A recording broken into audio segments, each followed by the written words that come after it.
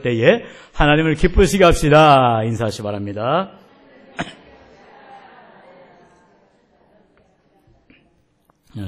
말로만 한다고 되는 건 아니죠.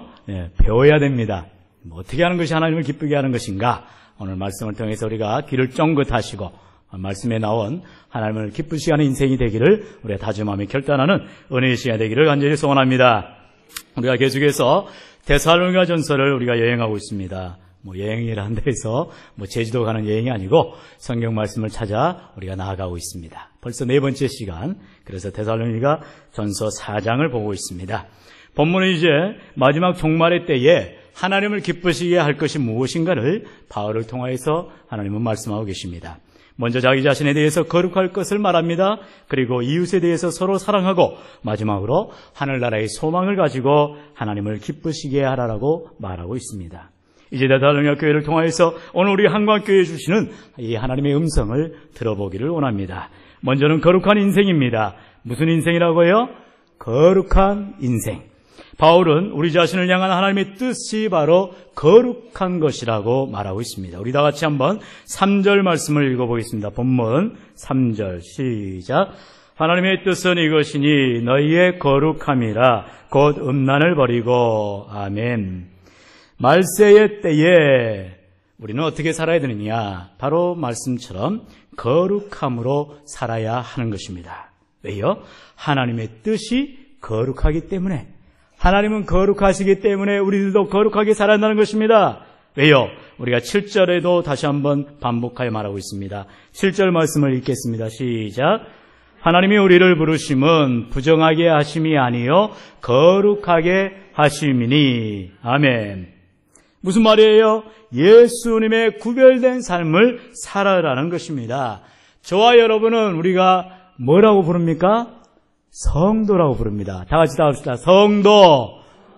성도는 뭐예요? 거룩할 성자의 무리도자입니다. 그래서 거룩한 무리, 다시 말하면 구별된 무리를 말합니다. 성도라는 말은 하나님께서 세상 가운데서 불러내어 자기의 것으로 구별된 무리를 말하는 것이죠. 그래서 우리는 성도라는 말을 하고 있습니다.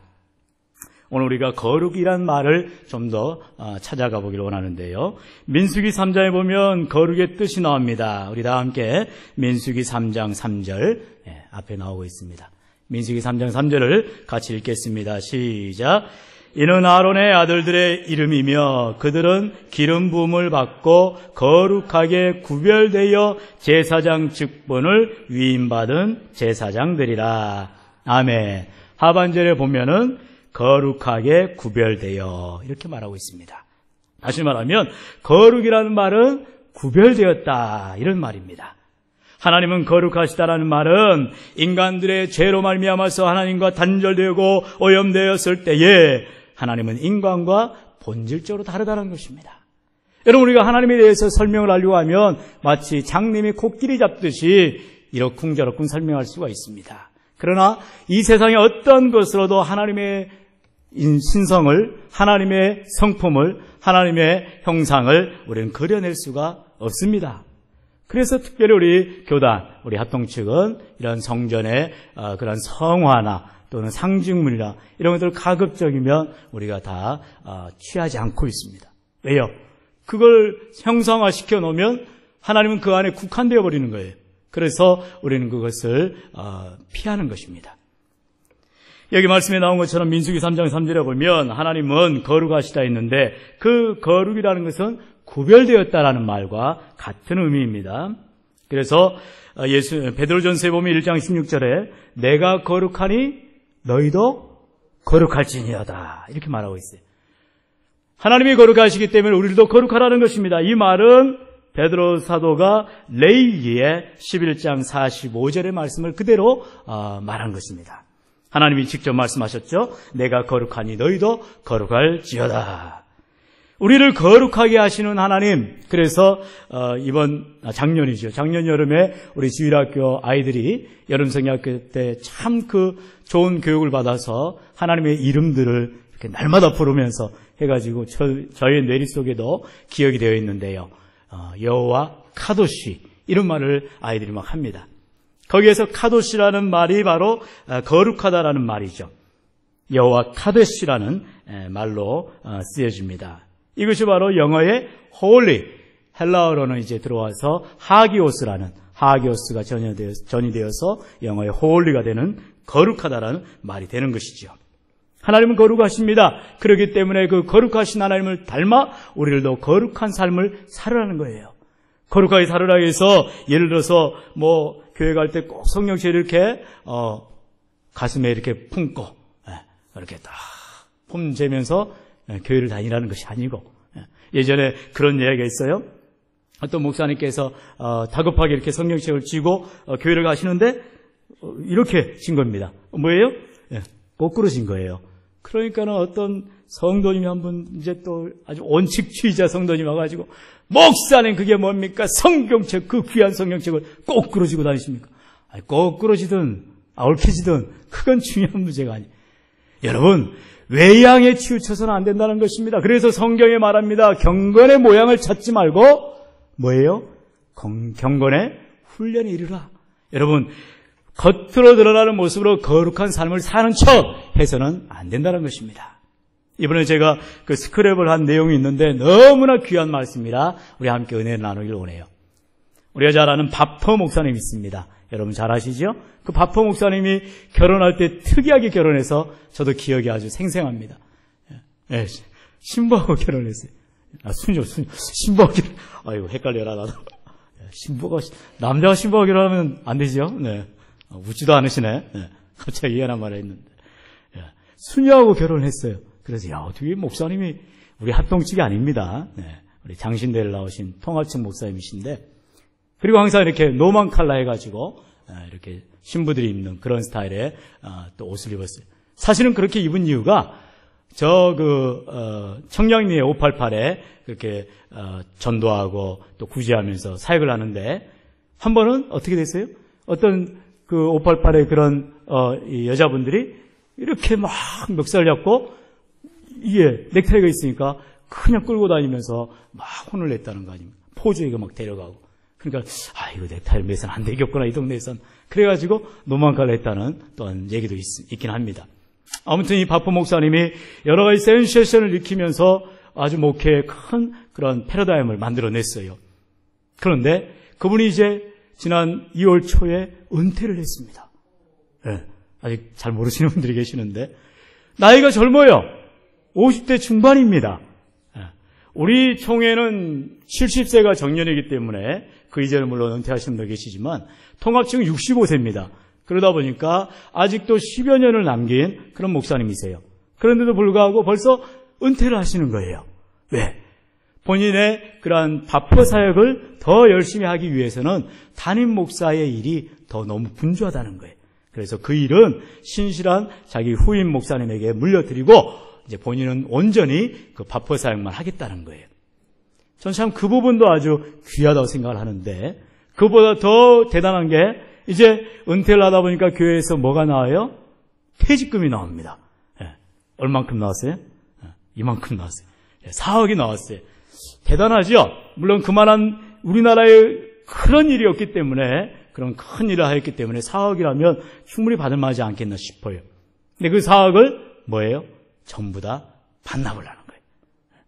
자기는 이게 필요 없다는 거예요. 그러면서 장학금을 만들고 그 일에 헌신하게 해달라, 그렇게 말했다는 거예요. 그러면서 또다시 2억의 그 전세 보증금을 이제 받았어요. 아파트를 사시기 때문에 자기 집이 아니고 교회에서 전세 보증금을 대주었습니다.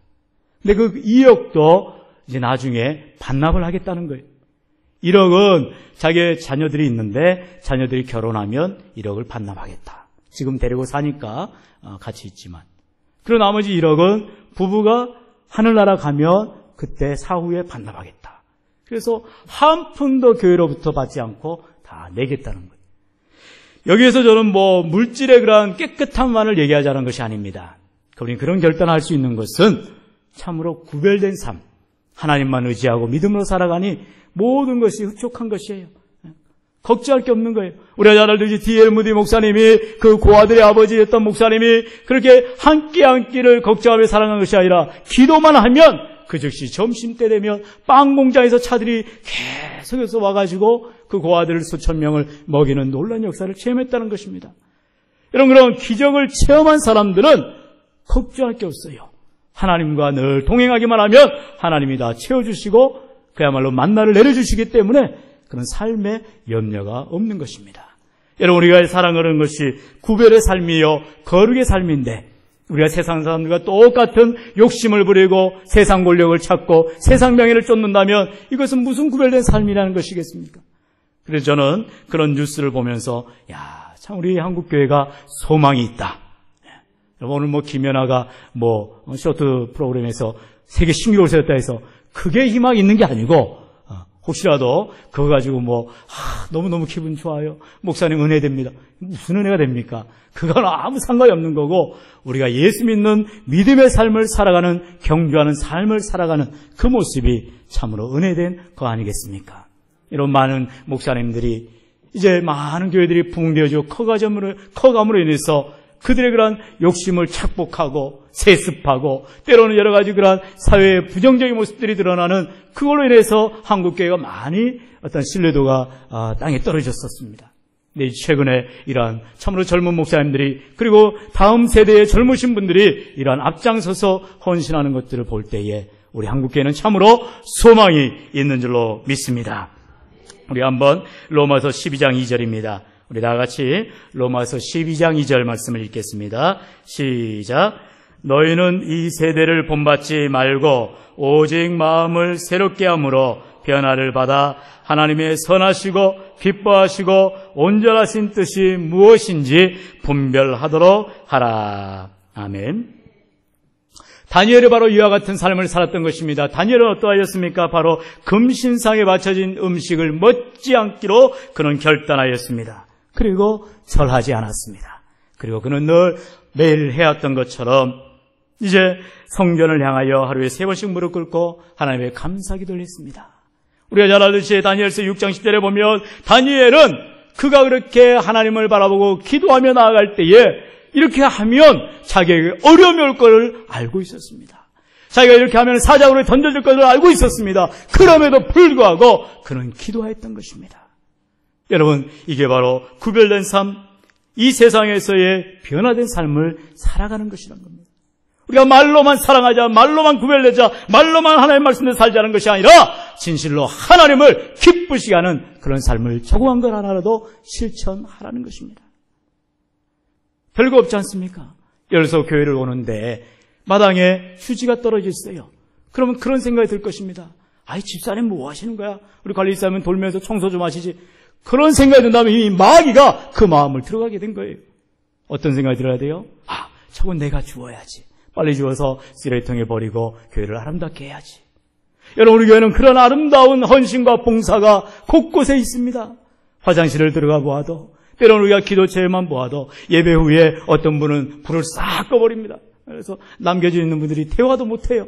왜 이렇게 깜깜하냐고. 전기 세게 한다고. 새벽 기도가 끝나자마자 히터를 끄고 나가십니다.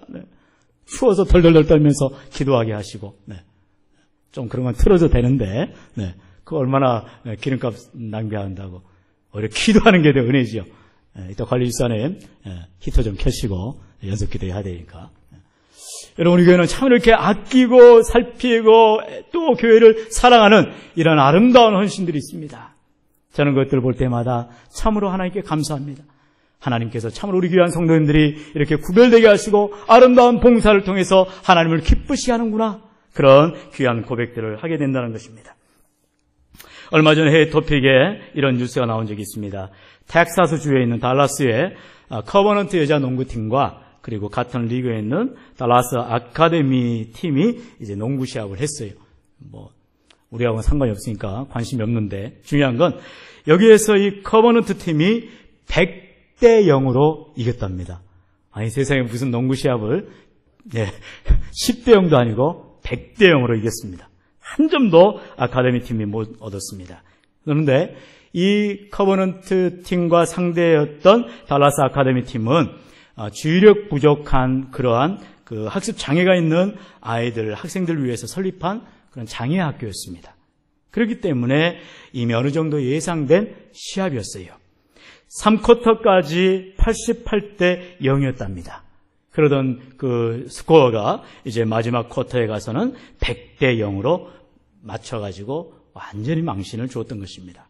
그런데 이 시합의 뉴스거리가 되었던 것은 어떠한 점수가 100대 0이었다고 해서 스코어가 되었다 해서 뉴스가 된 것이 아니라 이 커버넌트 학교의 교장인 칼 퀴리, 그 학교 홈페이지에 올린 사과문 때문이었다는 것입니다. 그 사과문에는 기독교 정신으로 세워진 학교로서 명예롭지 못한 승리를 했다는 것은 쓰라린 패배보다 못한 것이다. 이렇게 고백했다는 것입니다. 요즘 우리가 잘 알듯이 많은 한국교회가 잘못을 고백합니다.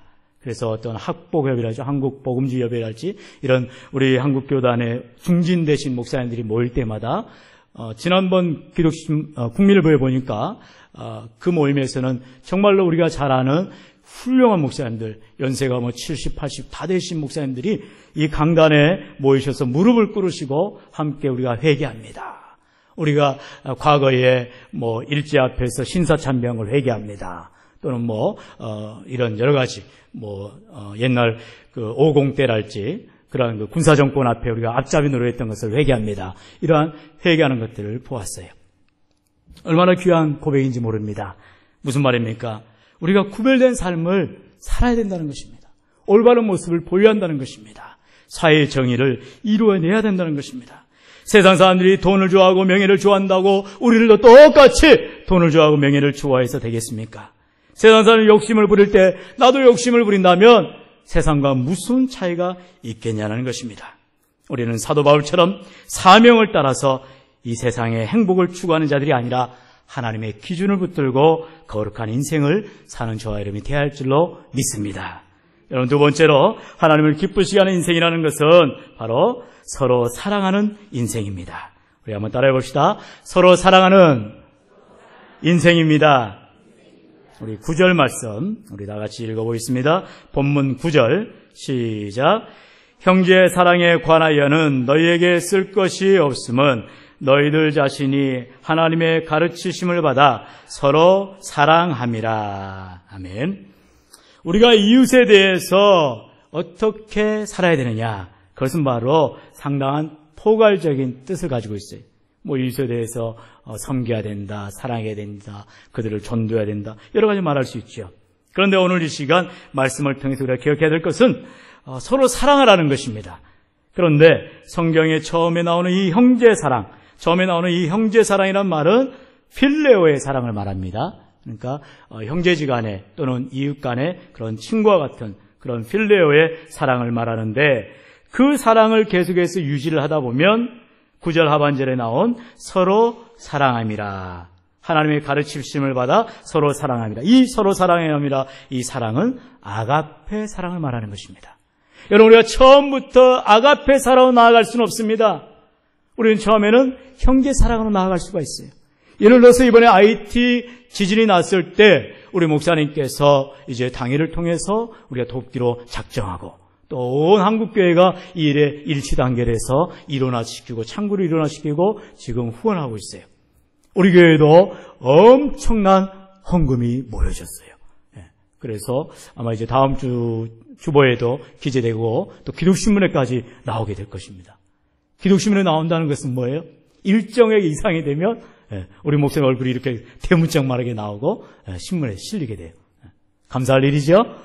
저는 이제 그 커트라인에 어떻게 통과할 것인가 말 것인가 막 걱정을 했는데 우리 목사님께서 걱정하지 말으라고, 다 하나님 채워주신다고. 할렐루야. 정말 채워주셨어요. 그래서 많은 헌금을 우리 어린아이 코올리게부터 어린애기까지 다 십시일반 합쳤어요. 그런데 여러분 가운데 혹시라도 IT 아는 분 있습니까? IT가 어디 나라인지 어디에 있는지는 아십니까? 잘 몰라요. 우리는 그냥 뉴스 보고 그 IT가 지진이 나고 수십만 명이 죽어가고 대통령궁도 무너지고 수백만 명이 고아가 되고, 그러니까 너무 마음이 짠한 거예요. 너무 안타까운 거예요. 그래서 우리는 그러한 형제사라는 마음으로 후원한 것입니다. 처음부터 그래, 저 백성들 위해서도 하나님이 예수님을 보내주셨지, 저 백성들 위해서 십자가에 죽으셨지, 우리가 정말 그리스도의 사랑으로 나아가야 돼, 그러면서 사랑으로 헌신합니까? 그렇진 않아요. 여러분, 우리가 예를 들어서 어르신 공영잔치를 합니다. 그러면 그 사람들 다 예수를 믿기를 원하지만 우리가 그저 사랑하는 마음으로 어르신들을 공경하는 마음으로 섬기는 것뿐이에요. 맛있는 식사를 한 끼 대접하는 것뿐입니다. 그렇게 우리가 사랑을 계속해서 퍼뜨리다 보면 이제 나중에 그 사람들 가운데 나중에 정말 예수님의 사랑, 하나님의 사랑에 젖어들어서 변화되더라는 것입니다.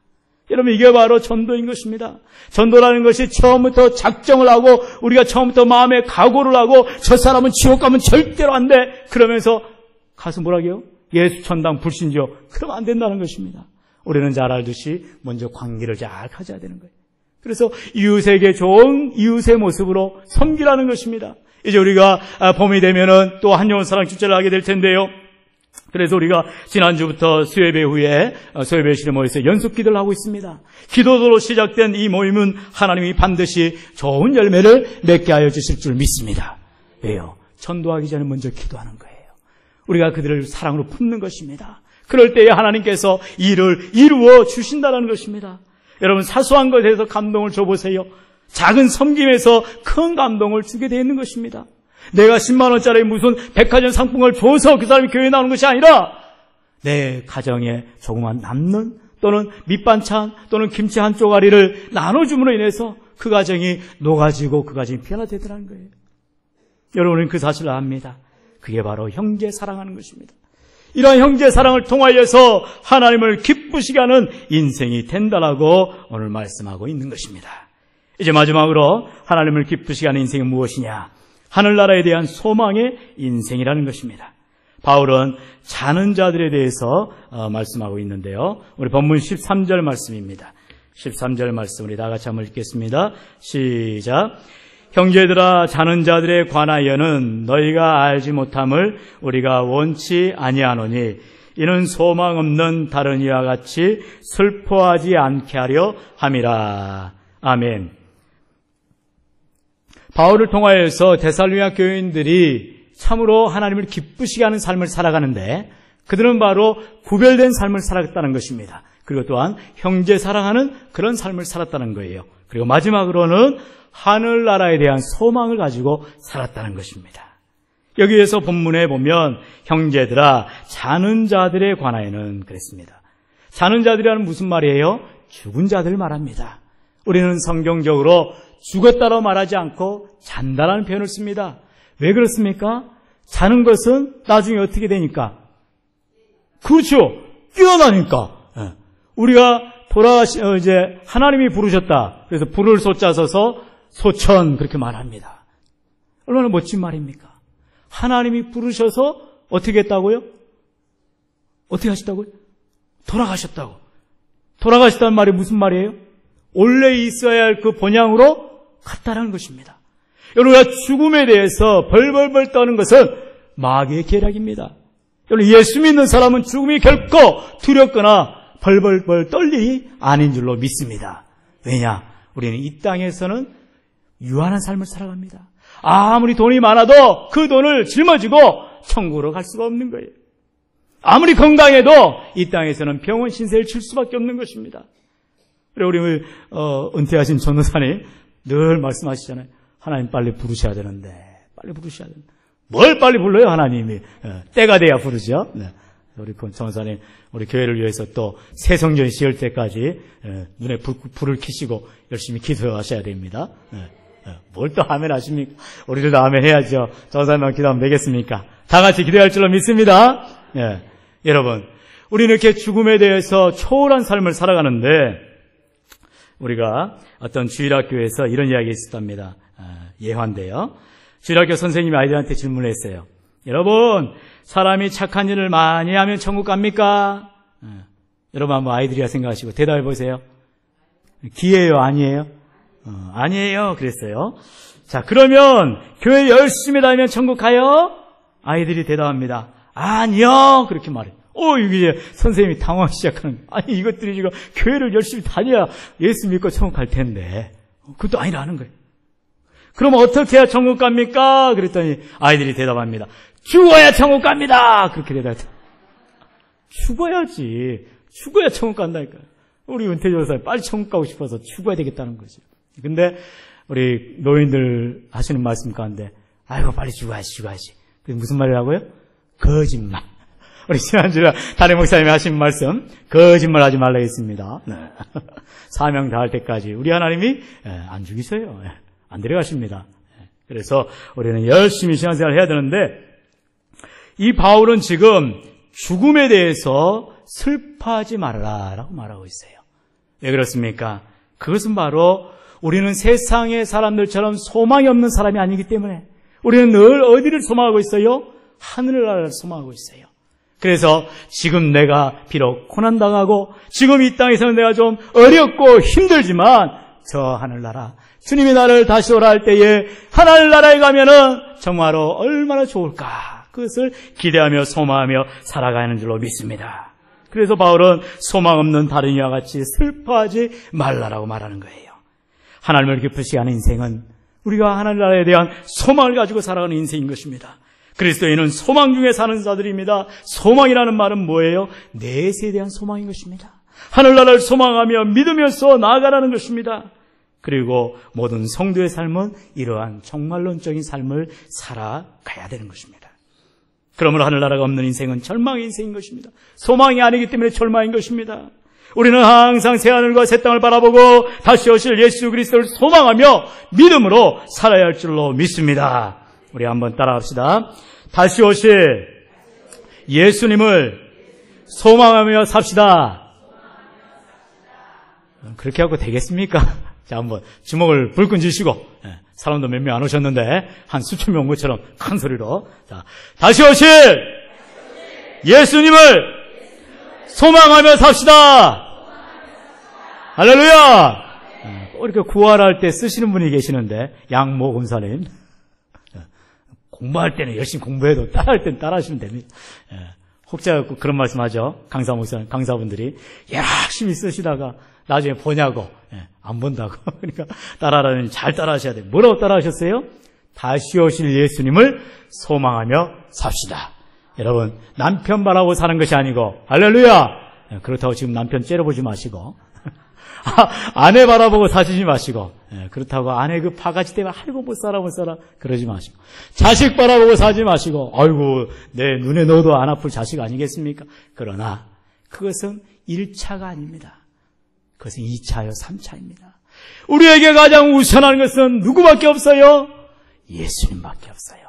우리는 예수님만을 바라보면 우리의 모든 슬픔이 변하여 기쁨이 되고 우리의 모든 근심이 변하여 우리의 즐거움이 될 줄로 믿습니다.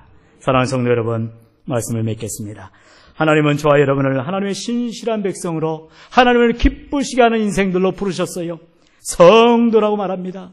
그러면 우리는 이 땅에서 구별된 삶, 거룩한 삶을 살아야 됩니다. 뿐만 아니라 형제 사랑하기를 우리가 힘써야 됩니다. 그리고 내가 가야 할 그 하늘나라를 소망하면서 믿음으로 나아가는 귀한 인생들이 되어야 할 줄로 믿습니다.